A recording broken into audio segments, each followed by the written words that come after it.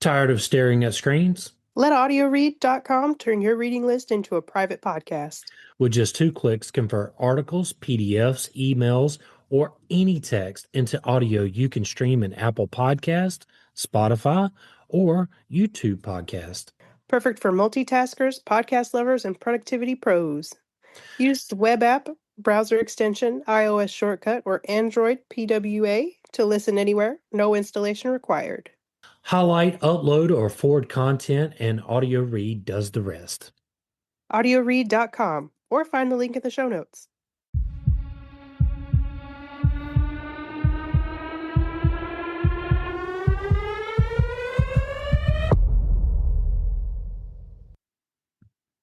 Hi, I'm William, And I'm Kat, and that makes this Info on the Go. answering questions you want to know.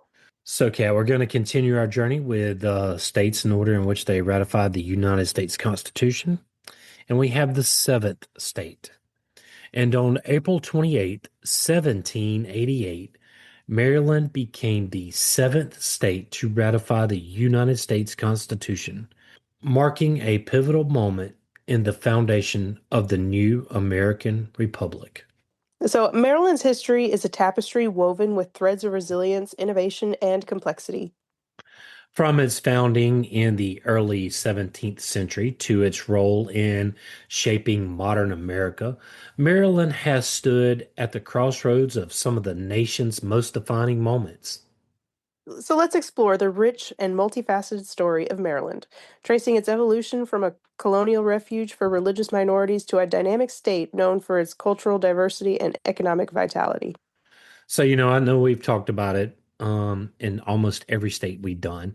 Long before European settlers arrived, the land that would become Maryland was home to a thriving indigenous communities. Absolutely. Yeah.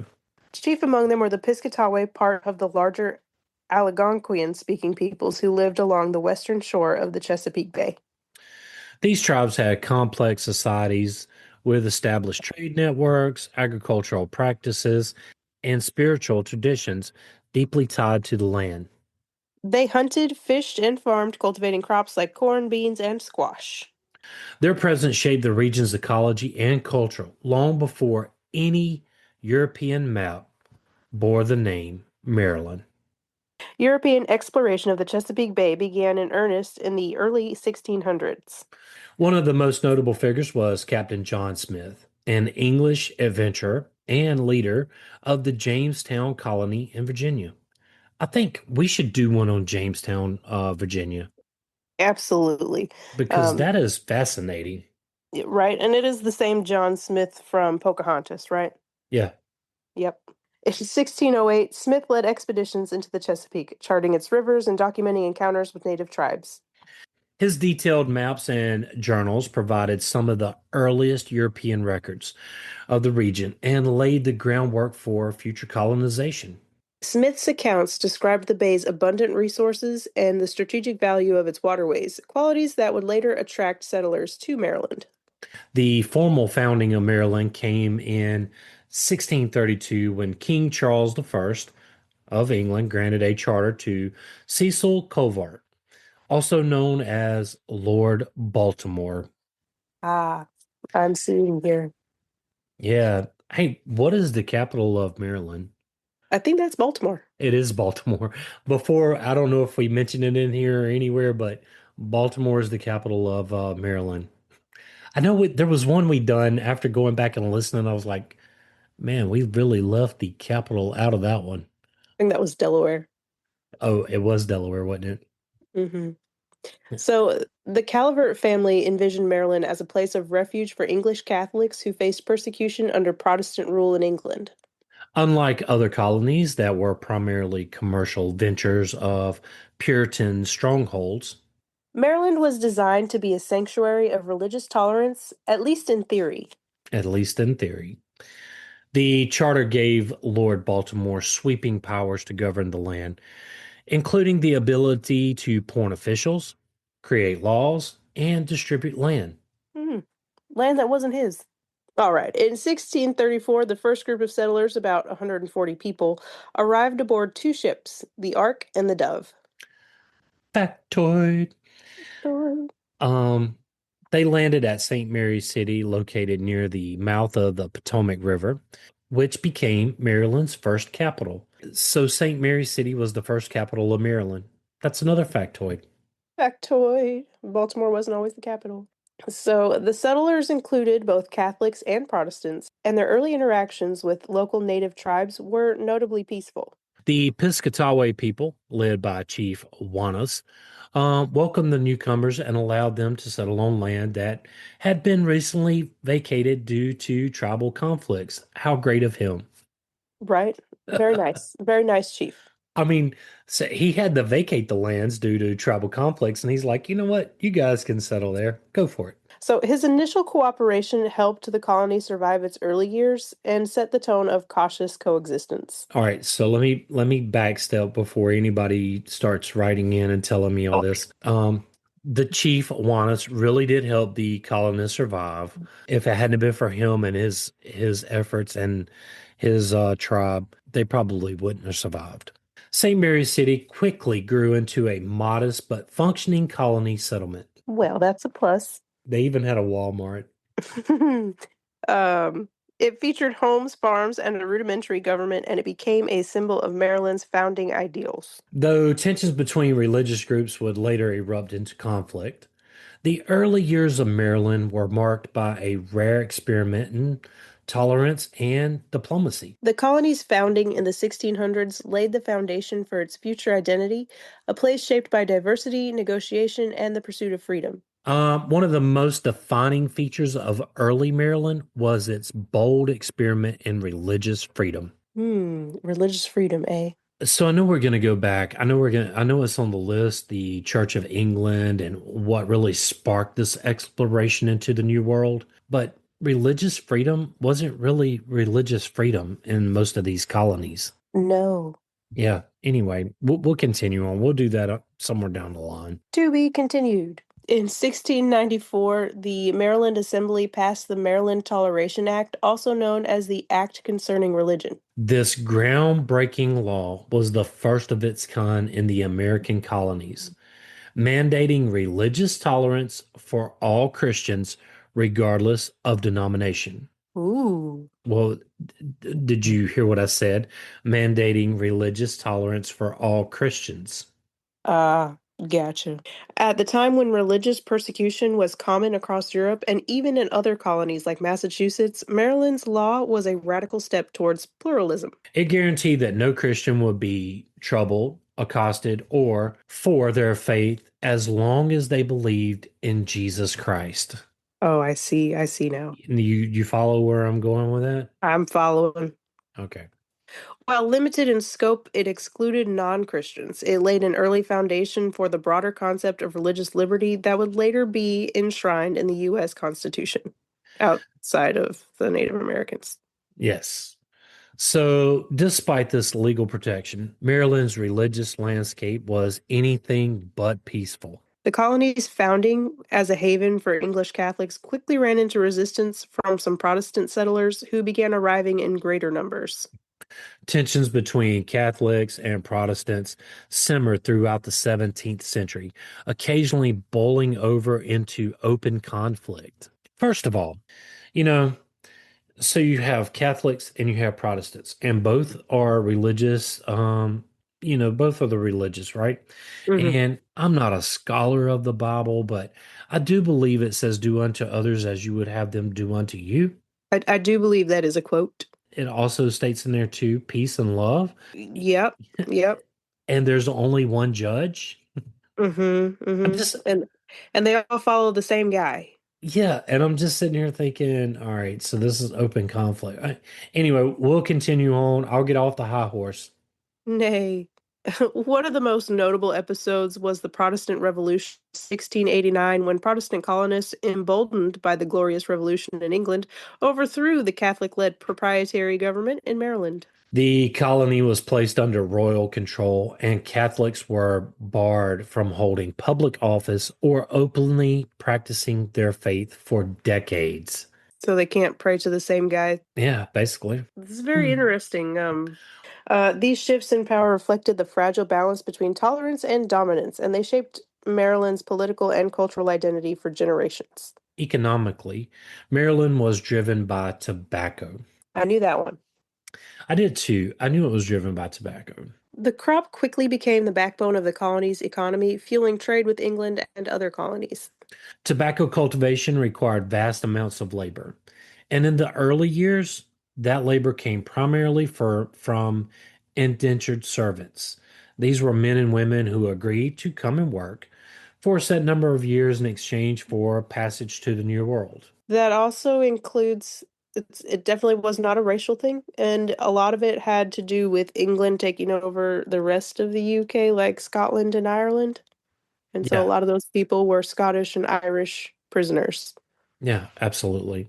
We're going to get into the slavery part of it, but yeah, at first it was, and some of those indentured servants would come over and be like, I'm going to work for 2 years.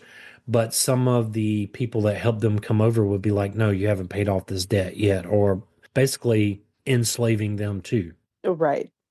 And however, as a demand for labor grew and indentured servitude declined, Maryland, like much of the South, turned increasingly to enslaved Africans. By the late 1600s, slavery was deeply entrenched in the colony's agricultural system. Enslaved people worked the fields, built infrastructure, and contributed to the colony's wealth, all while enduring brutal conditions and having no legal rights. And we're going to get into that too. Colonial life in Maryland was thus a complex mix of ideals and contradictions. On one hand, you got religious freedom, but then you're enslaving people, and It's very interesting. Paradox? yeah, I would say that. It was a place where religious tolerance was written into law but not always practiced, where economic prosperity was built on both opportunity and exploitation. Yeah, wasn't always practiced. The early years of Maryland reveal a society striving to balance freedom with control, diversity with division, a tension that would continue to shape its history in the centuries to come. During the Revolutionary era, Maryland played a vital role in resisting British rule and shaping the future of the United States. Like many colonies, Maryland was swept under the growing wave of discontent over British taxation and interference. In response to acts like the Stamp Act and the Townshend Acts, Marylanders joined other colonists in boycotts of British goods and participated in protests that challenged royal authority. And we got to say, boycotts back then were way different than they are now. They actually Right. worked. Right. They don't work so much anymore. They're not really followed through with anymore. Well, I mean, you got so many different boycotts. I mean, if you look on social media, you got a boycott every other week or so. Right. But back then, a boycott was, we should do the history of boycotts. All right, put a pin in it. We'll do an episode on it later on. We'll just continue on with Maryland. So, local committees of correspondence helped organize resistance, and Maryland merchants refused to import British goods, signaling the colony's commitment to the cause of liberty. Well, it would be liberty for the colonists, not the enslaved people, anyway. Right. Among the key figures who emerged during this time were Charles Carroll of Carrollton and Samuel Chase. Carroll, the wealthiest man in the colonies and the only Catholic signer of the Declaration of Independence.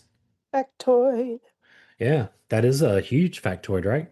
hmm Was a powerful advocate for the independence and religious freedom. His signature on the Declaration symbolized Maryland's support for the revolutionary cause. Samuel Chase, a fiery orator and lawyer, was equally influential. He helped rally support for independence and later served as a justice on the U.S. Supreme Court. Both men exemplified Maryland's leadership and intellectual contributions to the revolution.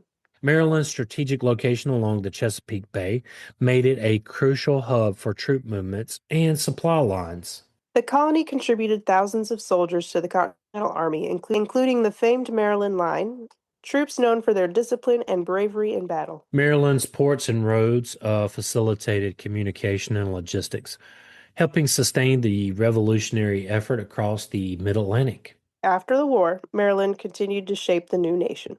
In 1788, It became the seventh state to ratify the U.S. Constitution, affirming its commitment to a strong federal government and the principles of representative democracy. Representative democracy for some. Right, some, not all. Yeah, yeah. For the chosen ones. There you go. The ratification marked Maryland's transition from a rebellious colony to a foundational state in the American Republic. In the early 1800s, Maryland experienced significant growth and transformation. Its fertile land and access to waterways fueled the expansion of agriculture and trade, especially through Baltimore, which became a major port and industrial center. But this prosperity came at a cost. Slavery was deeply embedded in Maryland's economy. Enslaved labor was essential to tobacco and grain production, and by the mid 19th century, Maryland had one of the largest enslaved populations among the border states. I didn't know that. And Maryland's kind of a small state. Right, At the same time, a growing number of free black residents and abolitionist voices created tension within the state. as they should. Yes. When the Civil War erupted in 1861, Maryland found itself in a precarious position. As a border state, it was torn between North and South. While it ultimately remained in the Union, many Marylanders sympathized with the Confederacy, and some even joined its ranks. President Lincoln took decisive action to secure Maryland's loyalty, imposing martial law and suspending habeas corpus to prevent secessionist uprisings and ensure the safety of Washington, D.C., which was surrounded by Maryland territory. Yeah, that was a pretty big deal when he did that. And it probably saved Washington, D.C. at the time, too. Right. Um, so the war left a deep mark on Maryland. Families were divided, cities were occupied, and civil liberties were curtailed. But it also brought change. Emancipation came gradually, first, though, individual manumissions, then federally with the end of the war. Maryland abolished slavery in 1864 ahead of the 13th Amendment. Reconstruction brought new challenges as the state grappled with integrating formerly enslaved people into society and redefining its political and economic identity. As the 19th century drew to a close, Maryland, especially Baltimore, entered a period of rapid industrialization and urban growth that would reshape its economy, society, and landscape. Baltimore emerged as a major industrial hub, fueled by its strategic location on the Chesapeake Bay and its access to railroads and shipping routes. The city became a center for shipbuilding, steel production, and manufacturing.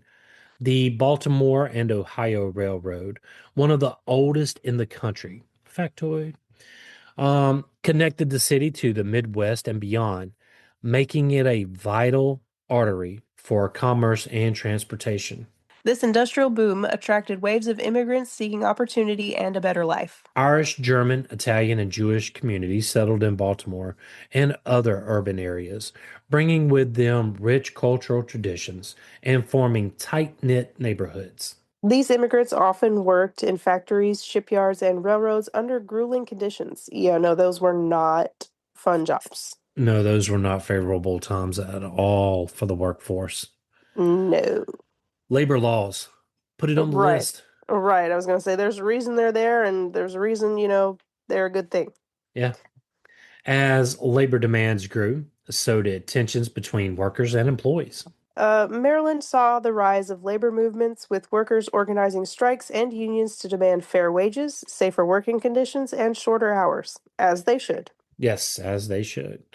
So the Great Railroad Strike of 1877, which began in West Virginia and spread to Baltimore, was one of the most significant labor uprisings of the era, highlighting the growing unrest among industrial workers. And we're going to do an episode on the Great Railroad Strike of 1877.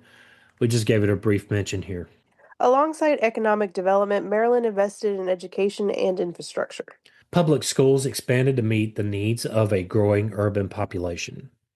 And institutions like Johns Hopkins University, which was founded in 1876, became the national leader in research and higher education. The state also improved its transportation networks, building bridges, expanding rail lines, and modernizing ports to support commerce and mobility. Streetcars and later automobiles transformed the city life, allowing people to live further, far from where they worked, and contributing to the growth of the suburbs. This era of industrialization and urbanization brought both progress and challenges. Maryland became more diverse and more connected and more economically powerful, but also faced growing inequality, labor unrest, and the complexities of integrating new populations into its social fabric. The foundations laid during this period would shape the state's trajectory well into the 20th century. Modern Maryland has been shaped by a dynamic blend of social change, political evolution, and economic transformation. In the mid 20th century, the civil rights movement brought sweeping changes to the state. Maryland, like much of the nation, grappled with segregation and racial inequality. Desegregation efforts gained momentum in schools, public spaces, and workplaces, often met with resistance, but it was driven forward by the determined activist. Baltimore became a focal point for civil rights advocacy with marches, sit ins, and legal challenges pushing for justice and equal rights. One of Maryland's most influential figures during the era was Thurgood Marshall, a Baltimore native who rose to national prominence as a civil rights lawyer. He successfully argued the landmark Brown versus Board of Education case before the Supreme Court, ending legal segregation in public schools. Later, he became the first African American Supreme Court justice, Factoid. symbolizing Maryland's contribution to the national struggle for equality and justice. Politically, Maryland evolved into a state known for progressive policies. Leaders embraced reforms in education, healthcare, and environmental protection. The state expanded access to public services and took steps to address systemic inequalities. Maryland's political landscape became increasingly diverse, reflecting its multicultural population and urban-rural mix. Economically, the late 20th century saw a decline in traditional manufacturing, especially in cities like Baltimore. Shipyards and steel plants closed, and jobs shifted toward emerging sectors. Maryland adapted by investing in technology, healthcare, and government services. The proximity to Washington, D.C. helped fuel growth in federal employment and contracting, while institutions like Johns Hopkins drove innovation in medicine and research. Today, Maryland faces a range of contemporary challenges. Environmental concerns loom large, especially around the health of the Chesapeake Bay, which has suffered from pollution, overfishing, and climate change. Efforts to restore the bay have united scientists, policymakers, and communities in a shared mission. Meanwhile, urban development has brought both revitalization and rising inequality.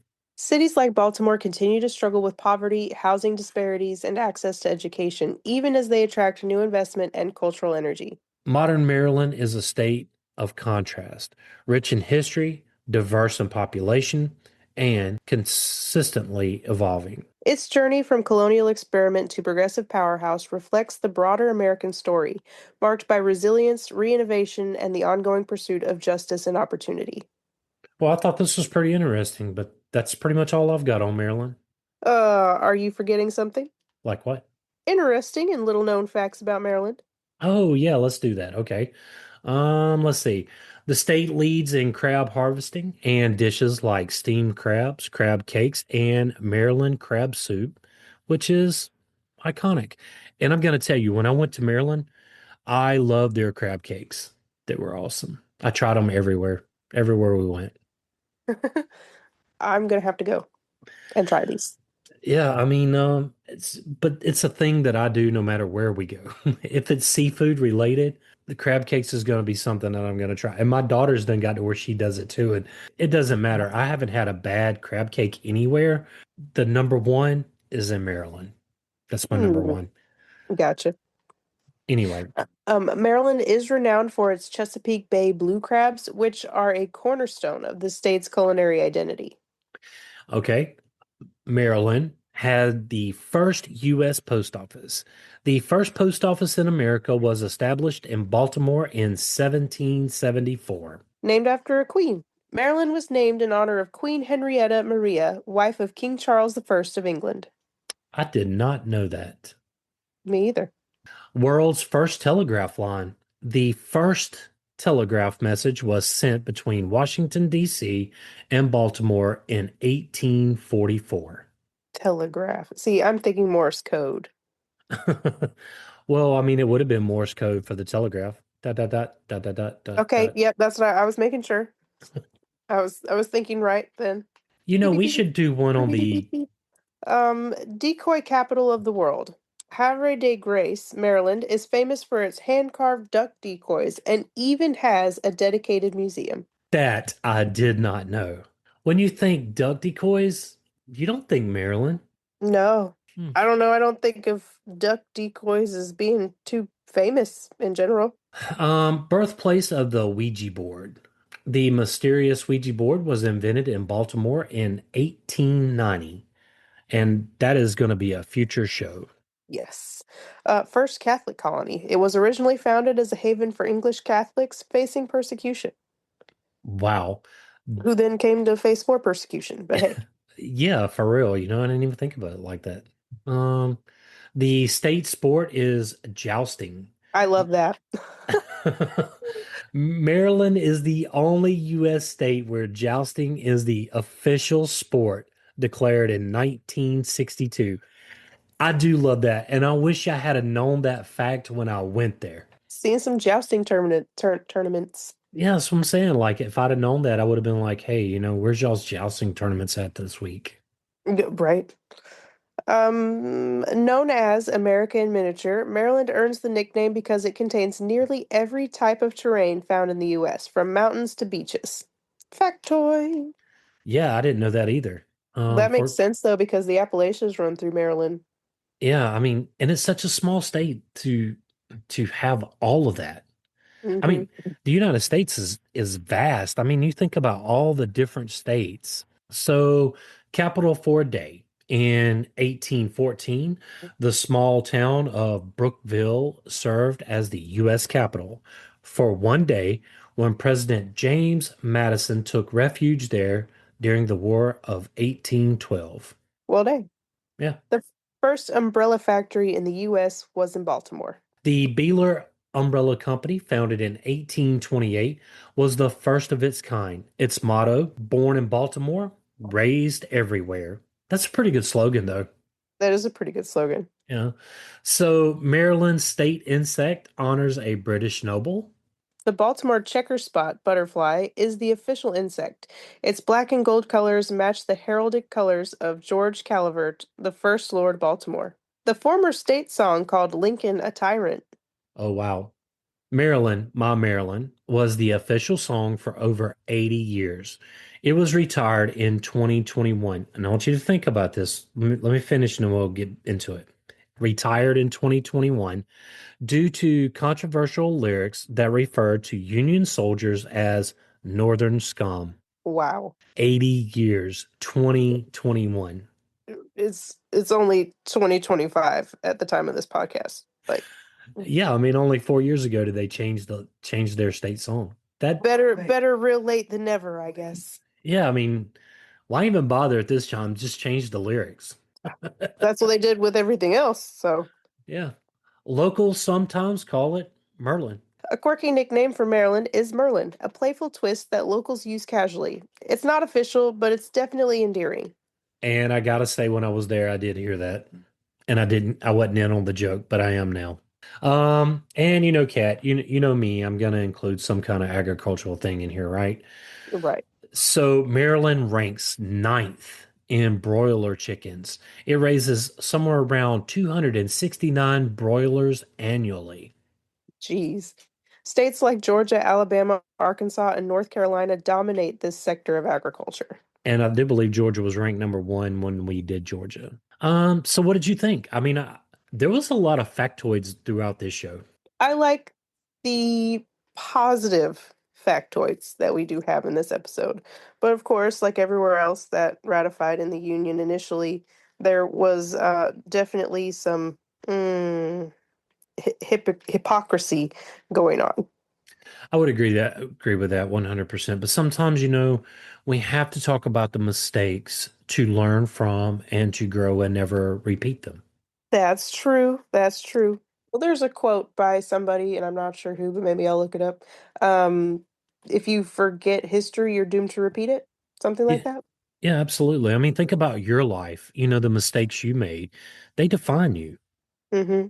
And but you can never outlive the mistake. You can change so the mistake doesn't define you. Right. And that's really honestly and truly what history is. It's all these different mistakes. I mean, some were good, some were bad, some were just downright ludicrous, Right. but they shouldn't be the defining moment. It's where we're at today, I think, and what we're doing to overcome that. Are there still inequalities? Absolutely, there are. But anyway, I'll get off. I'll stop talking about that. But I did find this very interesting. Maryland to be such a little state, I did not know that Lincoln had declared martial law on the state of Maryland, but it makes sense. And when I researched that, it was basically to keep the Confederacy from marching on Washington, D.C. So if he hadn't done that, I don't know if the war would have had a different outcome, but there could have been some different battles for sure. Mm. Right. Right. Well, that's all I've got. Yeah, that's pretty much all I've got to. If you would like to support this podcast, tell a friend and help get the word out. If you would like to help us keep the show going, you can do so at Patreon. You'll find the link in the show notes. William and I want to thank you for listening. Yes, thank you. Join the Facebook group at Info on the Go Share with us your show ideas. or ask us a question. Subscribe and follow us wherever you get your podcast. Send us a text using the link in the show notes or leave a review. It helps others find us. Email us at, infoonthegopodcast@gmail.com. and yes, that is all one word. Till next time. Stay curious.